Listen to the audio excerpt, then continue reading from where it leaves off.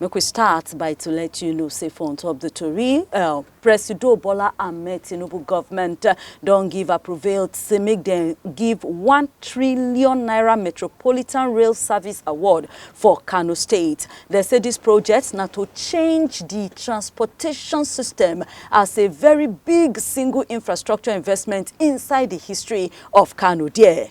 Now you go notice say this thing they come say it never even completed 3 days after Governor Abba Kabir Yusuf of Kano State announced say in the return back to the ruling All Progressives Party APC. Governor Yusuf began to yarn disapprove of the railway from ogbonge government when he take the yarn with members of the Kano State group we go join for the 2025 National Quranic Recitation Competition in Borno State. He say this Metropolitan Rail Service where they want do for Kano. So, oh my God, that very big thing, very wonderful achievement. We go reposition Kano as a major transportation happening place inside Northern Nigeria.